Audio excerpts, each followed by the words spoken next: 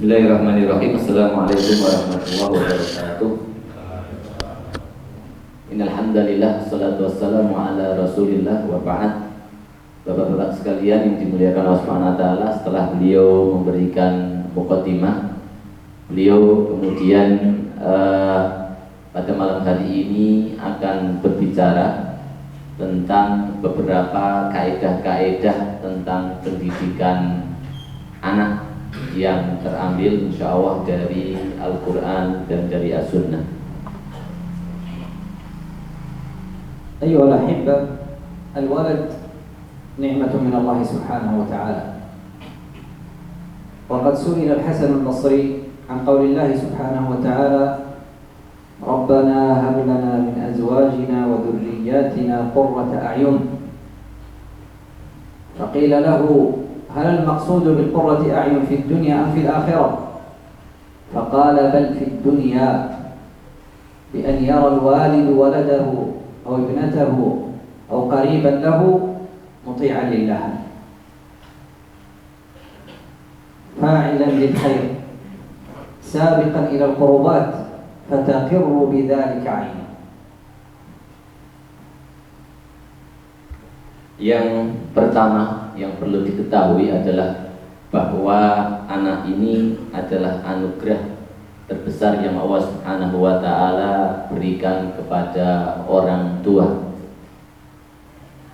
Al-Imam Hasan Al-Bisri ketika ditanya tentang makna firman Allah Subhanahu wa taala dalam doa-doa yang selalu kita lantunkan, Rabbana hab lana min azwajina wa dzurriyyatina qurrata a'yun. Apakah arti makna daripada qurrata a'yun atau permata hati itu? Apakah dia khusus di akhirat ataukah bagaimana? Maka Hasan Al-Bisri menjawab, bahkan permata hati itu bisa menjadi di dunia dengan mereka anak dan istri menjadi orang-orang yang soleh, yang selalu taat kepada Allah Subhanahu wa taala dan Rasulnya. Mereka inilah yang akan menjadi permata hati kita di dunia dan di akhirat. وقد رغب الشرع وحث في الولد. فعن معقل بن يسار رضي الله عنه قال: أتيت النبي صلى الله عليه وسلم فقلت: يا رسول الله، إني أصبت امرأة ذات حسن وجمال وإنها لا تلد، أفأتزوجها؟ فقال: لا. قال: فأتيته الثانية فقال: لا. فأتيته الثالثة فقال: لا. ثم قال صلى الله عليه وسلم: تزوجوا الودود الولود فإني مكاثر بكم الأمم، وفي رواية يوم القيامة. Baik, dalam sebuah hadis Rasulullah SAW menyebutkan hadis yang sangat menarik sekali, yang beliau kisahkan kepada kita bahwa ada salah satu sahabat Rasulullah SAW yang meminta pendapat kepada Rasulullah SAW tentang seorang wanita yang akan dia nikahi. Wanita ini Allah memiliki kecantikan paras muka yang sangat luar biasa sekali. Kita dulu muda mesti yang diincar ininya, Pak, ya. Tetapi wanita ini itu ternyata tidak bisa punya anak. Saya secara wajah mencintainya. Apakah saya harus menikahinya? Maka kata Rasulullah SAW, tidak.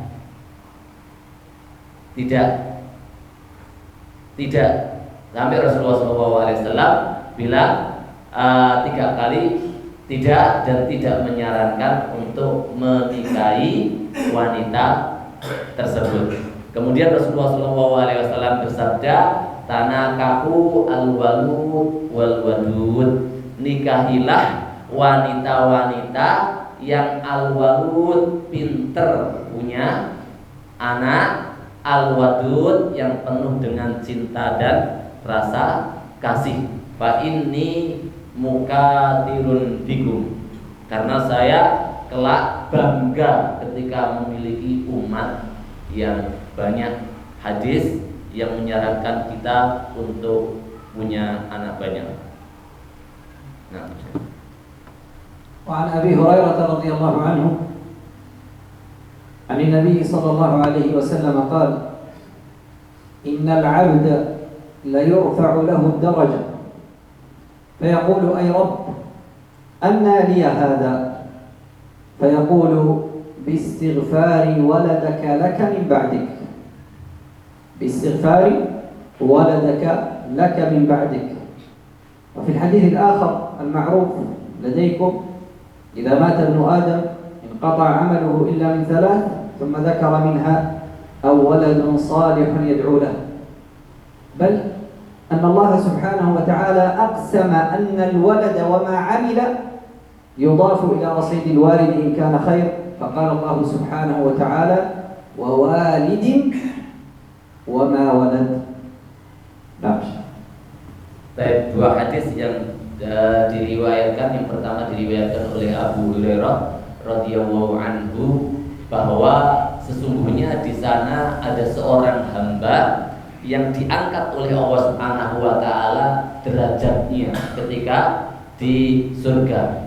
Maka ketika hamba tersebut merasa bahwa dirinya tidak layak untuk mendapatkan derajat tersebut, kok bisa nyampai derajat tersebut? Hamba tersebut kemudian tanya kepada Allah Subhanahu wa taala, dengan amalan apa saya kok bisa mencapai derajat ini ya Allah? Maka kemudian Allah Subhanahu wa taala menjawab, istighfari waladik. Lihatlah anakmu setelah sepeninggalanmu selalu memintakan ampun untukmu. Ini adalah anak yang soleh dan solehah. Setelah orang tuanya meninggal, dia selalu menjadi amal soleh, selalu mendoakan kedua orang tuanya. Hadis yang kedua, sebagaimana yang sudah bapak-bapak ibu sekalian ketahui, tentang 3 jariah yang tidak terputus. Salah satunya adalah waladun solehun yad'ulah, seorang anak soleh yang selalu mendoakan kedua orang tuanya. Ini hadis-hadis ini ya menyebutkan keutamaan betapa fadilah orang tua yang memiliki anak yang soleh. لكن الولد الصالح لن يأتي إلا بتربية صالحة. الولد الصالح لن يأتي إلا في بيت صالح تربى فيها على قول الله وقول رسوله صلى الله عليه وسلم. الولد الصالح لن يأتي إلا إذا علمه والده الصلاح ودله عليه وحثه إليه وأدخله في مراكز القرآن وتعليم علوم الدين وألحقه بالصالحين. فقد قال علي رضي الله عنه علموهم وأدبوهم، علموهم وأدبوهم. وقال الحسن البصري عليه رحمة الله مروهم بطاعة الله، مروهم بطاعة الله وعلموهم الخير. Baik. Yang berikutnya adalah yang perlu diketahui, anak soleh itu tidak datang tiba-tiba, tidak kecil kemudian menjadi soleh. Anak soleh itu datang dari tempat yang soleh pula. Anak soleh tercipta dari murabi atau orang tua atau pendidik yang soleh pula. Seorang bapak soleh akan mampu menghasilkan anak yang soleh pula, karena anak yang soleh itu ya akan terlahir dari tempat atau dari orang tua yang soleh pula. Sebagian salafus soleh sampai mengatakan yang pertama adalah muruhum bi taatillah, perintahkan anak-anakmu untuk mentaati Allah Subhanahu wa taala. Kemudian yang lain mengatakan alimuhum wa adibuhum. Ada dua pendidikan yang harus diketahui oleh orang tua. Yang pertama adalah alimuhum, ajari mereka, didik mereka. Sampai di situ tidak cukup, tetapi adibuhum, ajarkan adab kepada mereka. Dua unsur pendidikan ini antara ilmu dan adab ini yang diperintahkan oleh para salafus soleh agar tercipta anak-anak yang soleh dan solehah. وجاء في حديث عند البيهقي في الشعب قال من ولد له ولد فليحسن اسمه وأدبه. من ولد له ولد فليحسن اسمه وأدبه. وقد ثبت أن عمر رضي الله عنه أتى والد يشكو عقوق ولده فسأل عمر الولد ما اسمه؟ فقيل له إن اسمه حمار. فقال له لقد عققته قبل أن يعقك، لأنك لم تحسن أن تختار له اسما جميلا، فأنت إذا عققت أولا. فلذلك من البر بالابن أن تحسن أدبه وأن تحسن أن تختار له اسمه، بل قال العلماء أن تحسن أن تختار له أمه. هذه الزوجة التي تتزوجها لابد أن تحسن اختيارها، لأنها هي من ستربي ولدك، فهذا من البر. فأنت إذا بررت بابنك بأن اخترت الزوجة الصالحة التقية النقية، ثم اخترت له الاسم الجميل، ثم حرصت أن تربيه تربية جميلة، تكون قد بررت به. وإن لم تفعل ذلك فأنت عققته قبل أن يعقك هو عند كبره. Hadis yang diriwayatkan oleh Imam Baihaqi menyebutkan bahwa seseorang telah diberikan anak rizki oleh Allah Subhanahu wa ta'ala. Maka apakah yang harus dilaksanakan wahai Rasulullah? Maka kemudian Rasulullah SAW menjawab, antuhsina ismahu wa adabahu. Engkau mendidik, engkau yang pertama engkau memberikan dan memilihkan nama yang terbaik untuk anakmu. Yang kedua adalah engkau ajarkan adab kepada anak. Nah, ini dua perkara yang disebutkan di dalam hadis ini. Bahkan ada seseorang yang mengadu kepada Khalifah Umar bin Khattab radhiyallahu anhu pada saat itu tentang nakalnya atau tentang durhakanya anaknya kepada dirinya. Maka kemudian Umar bin Khattab tidak langsung menghukum anak tersebut, tetapi nanya kepada orang tua yang telah mengadukan tadi. Ternyata ketika ditanya, yang pertama ditanya oleh Umar bin Khattab adalah, kamu beri nama apa anakmu? Ternyata dikasihkan nama Himar. Himar itu keledai, anggrek. Ada riwayat yang lain menyebutkan dinamakan Jual. Jual itu kayak gambreng, ya, kayak gambreng. Nah, kemudian dengan itu Umar mengatakan lakok akok tahu qabla ayyauqok. Sungguh kau telah berbuat durhaka kepada dirinya terlebih dahulu sebelum dirinya durhaka kepadamu. Nah, durhakanya orang tua kepada anaknya adalah tidak memberikan hak anaknya, baik hak nama, hak adab, dan hak pendidikan.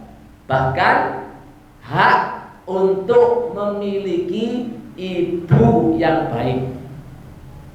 Nah, pemilihan ibu yang baik ini ya itu merupakan salah satu perantara tarbiyah terbaik untuk mendapatkan anak yang soleh dan solehah. Lagi waktu nilai satu Pak ditambah berkumpul lagi. Saat ini piye? Nah, insyaallah dijawab oleh saya. وأول ما ينبغي على الوالد أن يحث ولده عليه وأن يعلمه إياه هو معرفة الله وزرع حب الله في قلبه وتوحيد الله في وجدانه ومراقبة الله في جميع أحواله. في قصة لقمان قال الله سبحانه وتعالى: وإذ قال لقمان لابنه وهو يعظه يا بني لا تشرك بالله. أول شيء أن يزرع في قلبه وحدانية الله، حب الله، مراقبة الله، الخوف من الله، لأنه إذا تربى على الخوف من الله ومراقبة الله ومعرفة الله فإنه بعد ذلك سيلتزم بما أمره الله وسيطيع الله، ومن طاعة الله طاعة الوالدين.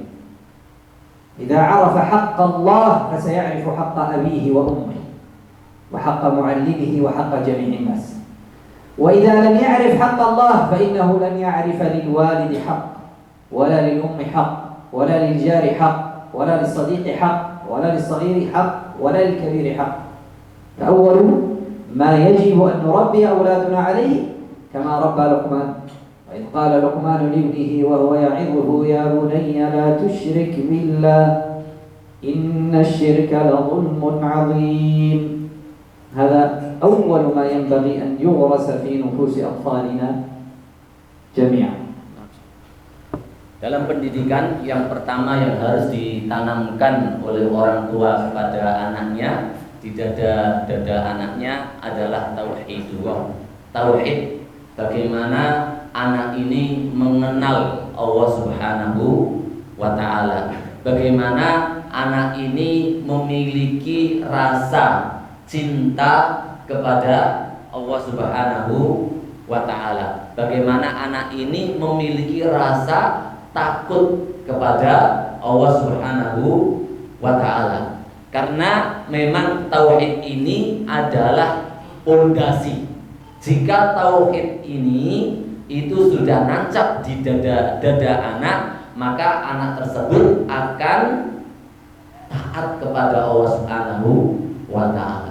Dan salah satu cabang daripada taat kepada Allah Subhanahu wa ta'ala, Allah perintahkan kepada anak untuk taat kepada kedua orang tua. Dan itu ayatnya wa qadara rabbuka alla ta'budu illa iyyah wa bil walidaini ihsana. Dan ini diajarkan oleh Luqman, ya, pertama kali wa qala Luqmanu libnihi wa huwa ya'idhu ya bunayya la tusyrik billah. Hal pelajaran pertama adalah tidak mensyirikan Allah Subhanahu wa ta'ala, mencintai Allah Subhanahu wa ta'ala, sehingga pondasi-pondasi berikutnya semuanya akan mengikuti ketaatan dia kepada Allah Subhanahu wa ta'ala. قال عبد الله بن عمر رضي الله عنهما أدب ابنك فإنك مسؤول عنه ماذا أدبته وماذا علمته وهو مسؤول عن برك وطاعتك بعد ذلك. Ibnu Umar mengatakan, ajarkanlah anak kalian dan jadikan dia beradab, karena sesungguhnya antum nanti akan ditanya oleh Allah Subhanahu wa ta'ala dua perkara ini, pendidikan ataupun ilmu yang Anda ajarkan kepada anak Anda, dan yang kedua adalah adab yang Anda contohkan, adab yang Anda berikan didik kepada anak-anak Anda. الوقفة الثانية مما ينبغي على الوالد مع ولده بعد أن يعلمه توحيد الله وإقامة فرائض الله سبحانه وتعالى أن يعلمه حسن الأدب مع الخلق، أن يحسن أدبه مع الناس تواضعا صدقا إحسانا برا معروفا صدقة صبرا. والأخلاق والآداب لن يتعلمها الولد من أبيه أو أمه بموعظة أو نصيحة، لكنه سيتعلمها بعمل. فلو نصحت ابنك ليل نهار بالصدق وهو يراك غير صادق لن يكون صادقا.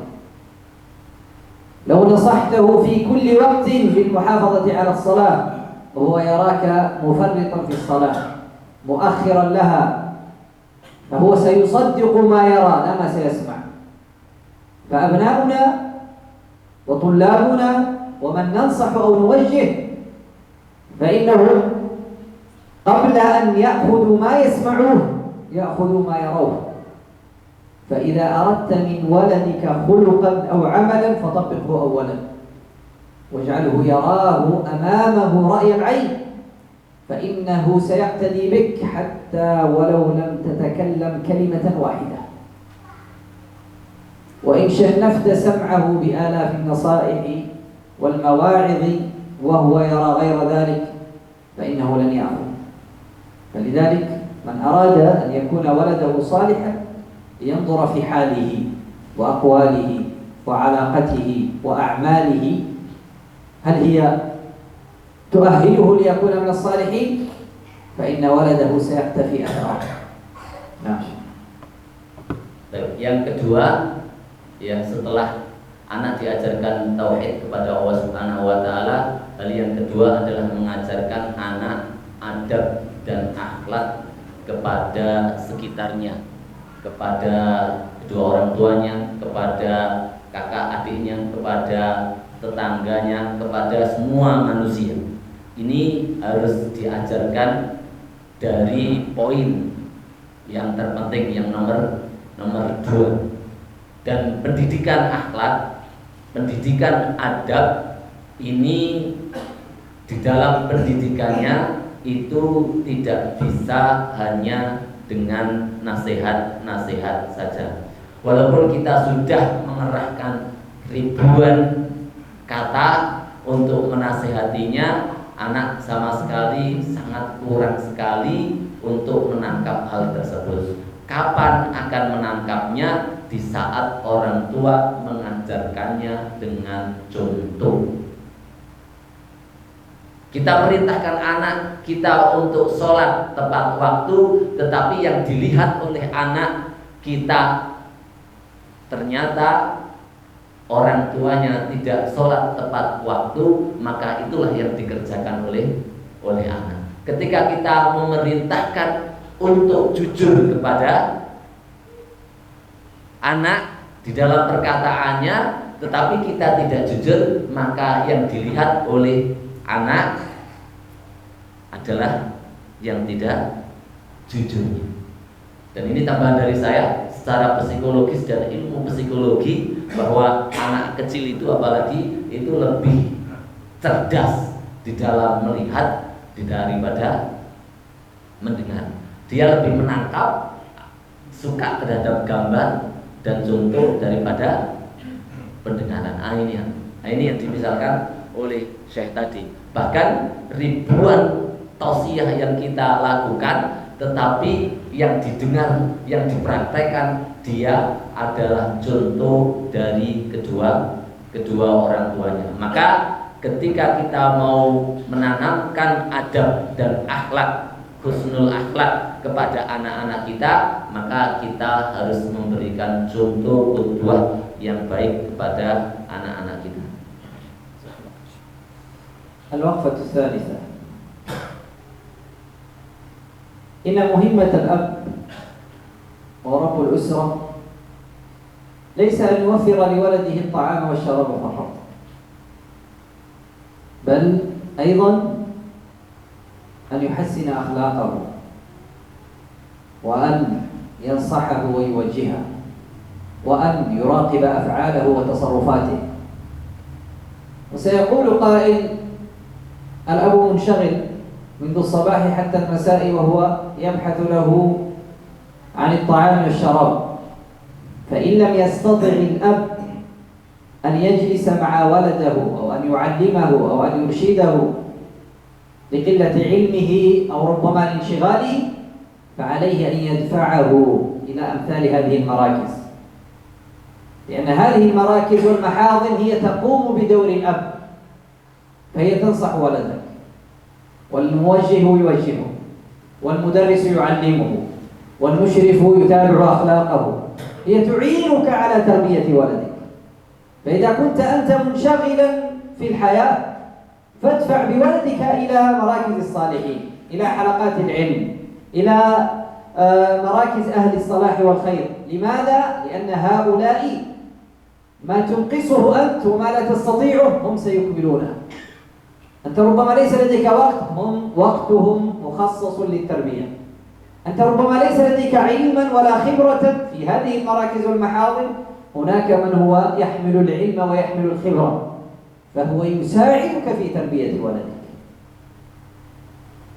فأمثال حلقات العلم هي تعين الأب في تربية ولده وصلاحه، لأنه ربما لا يملك وقت، وربما أيضا لا يملك علم، لكن المحاضن والمراكز وحلقات أهل العلم توفر ذلك كله بإذن الله سبحانه وتعالى، فيتلقى الولد العلم والخير والتربية الذي أبوه شغله عنه متطلبات الحياة. Kewajiban pendidikan, kewajiban mengajarkan akhlak dan husnul khuluq kepada anak adalah beban orang tua. Orang tua kewajibannya bukan saja mencarikan makan, mencarikan minum, memberikan tempat tinggal dan pakaian dan yang lain-lainnya, tidak. Tetapi kewajiban orang tua atas anaknya adalah mendidik mereka, mentarbiyah mereka, dan menjadikan mereka betul-betul anak yang beradab. Mungkin di sana akan ada yang mengatakan bahwa kami laki-laki, kami para bapak sudah sangat sibuk sekali mencarikan nafkah.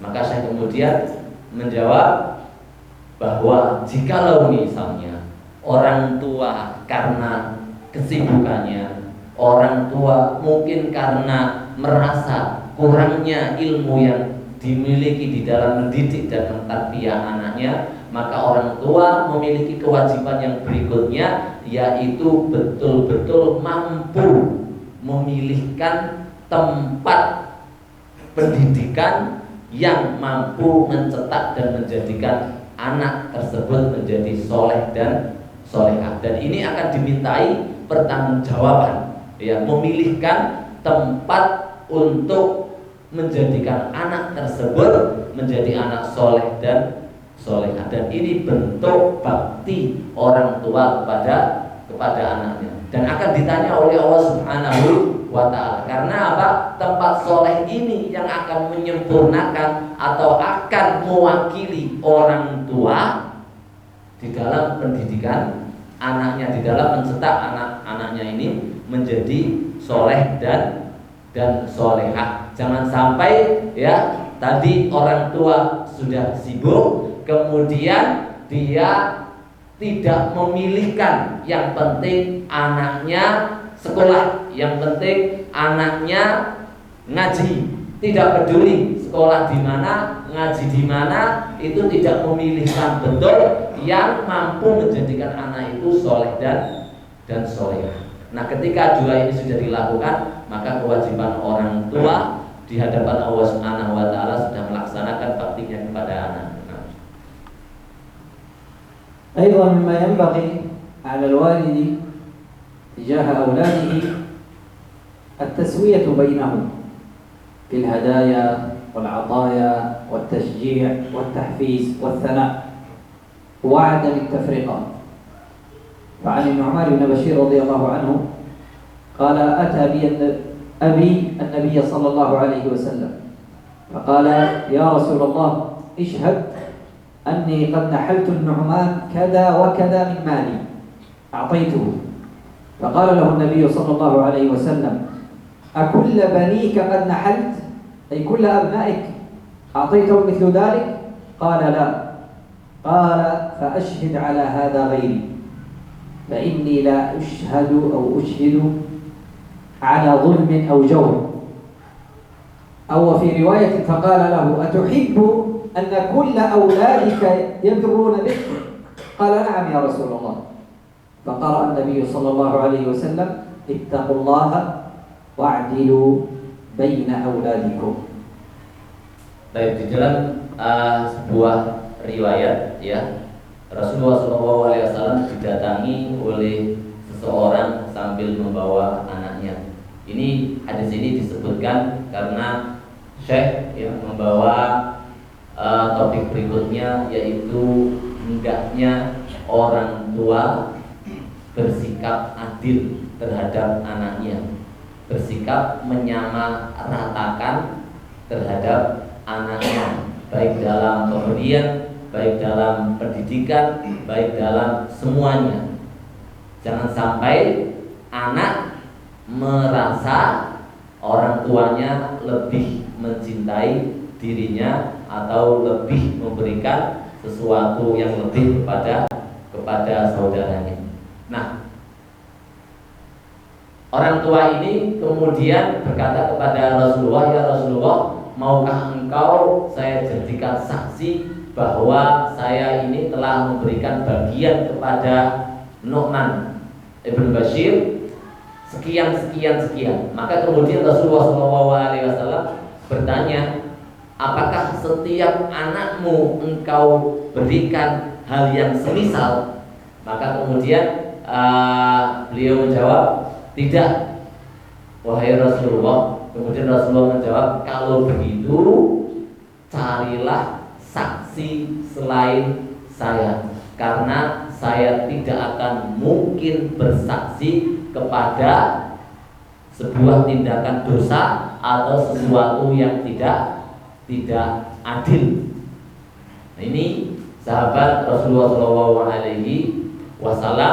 yang meminta Rasulullah SAW untuk mensaksikan bahwa sepeninggalan dia akan memberikan anaknya tadi sebagian hartanya, tetapi Rasulullah tidak mau karena di sana tidak ada keadilan. Orang tua tidak berbuat adil kepada anaknya. Bapak sekalian, kadang-kadang ini ya itu menimpa kita ya.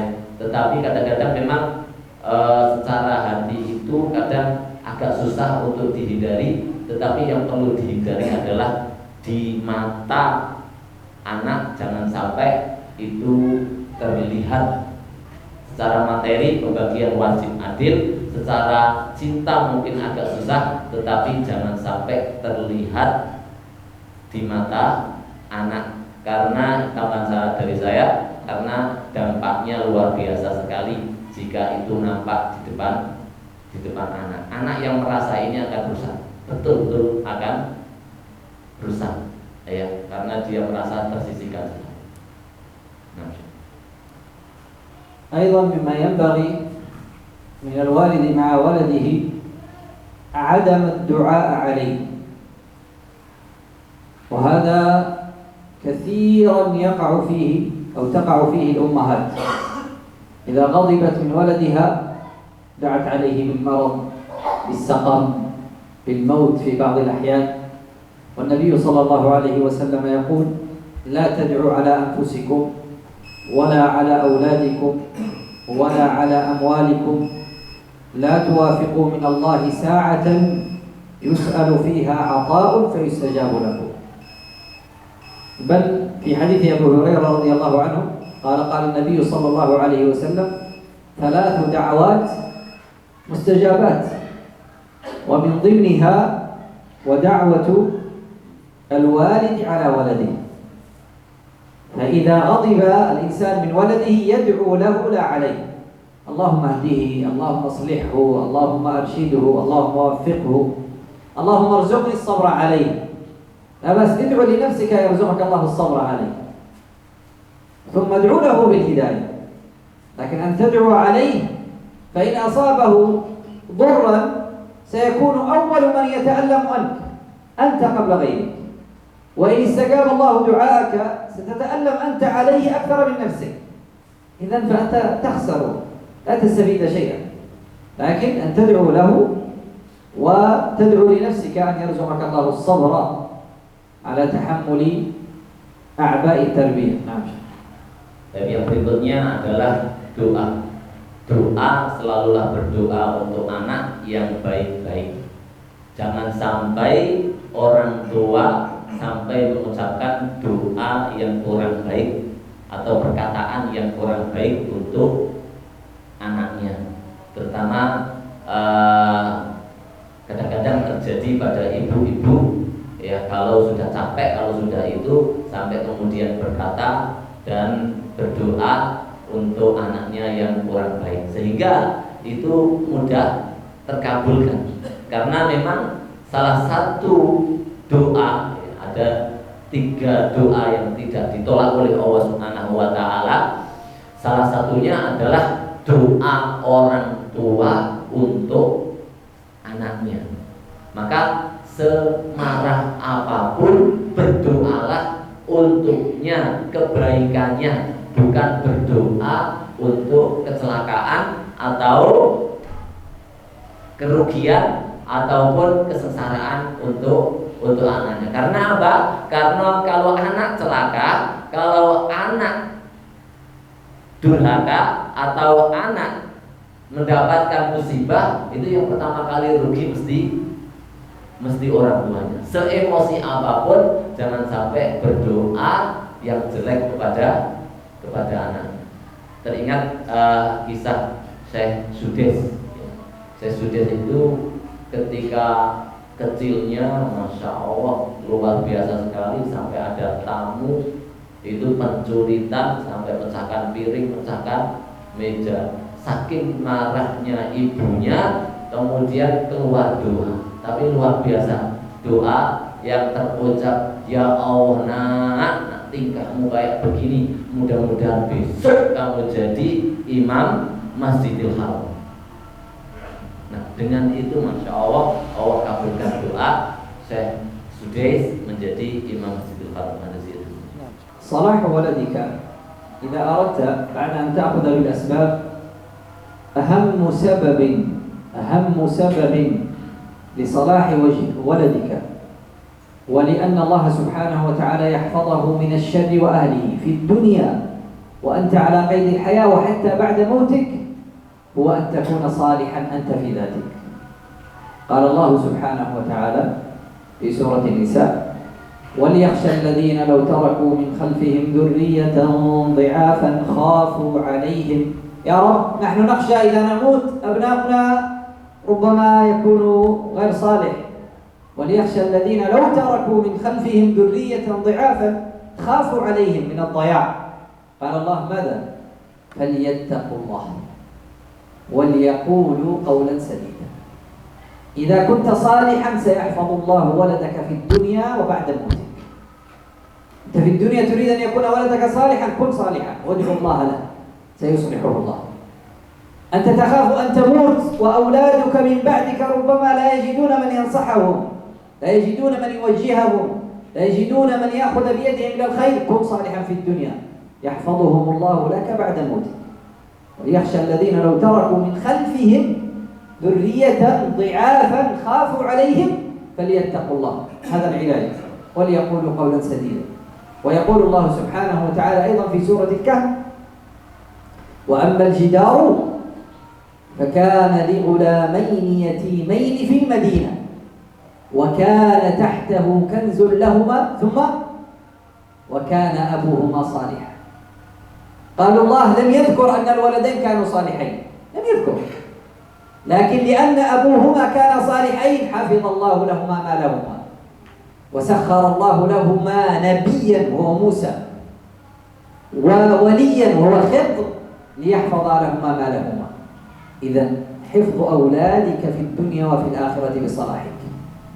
فكن صالحا مع الله، صادقا مع الله، كثير الدعاء والابتهال لله، يحفظ الله لك ولدك من الشر والحرام في الدنيا وبعد الموت.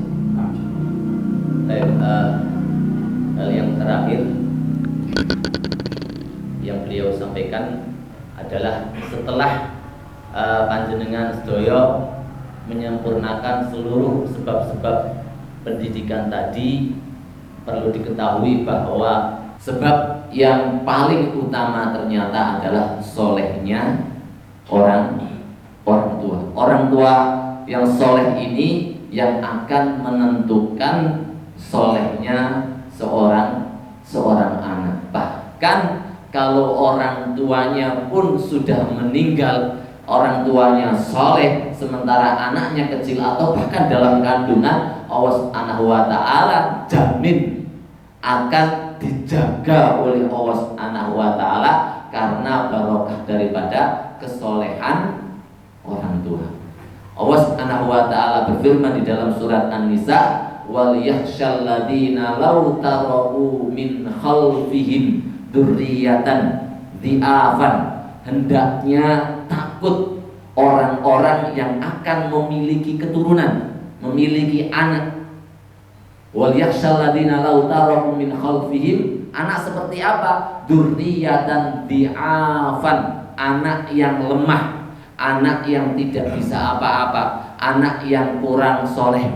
Hendaknya mereka takut kepada Allah Subhanahu wa Ta'ala kalau memiliki anak-anak seperti ini. Kuncinya apa? Kuncinya falyattaqullah.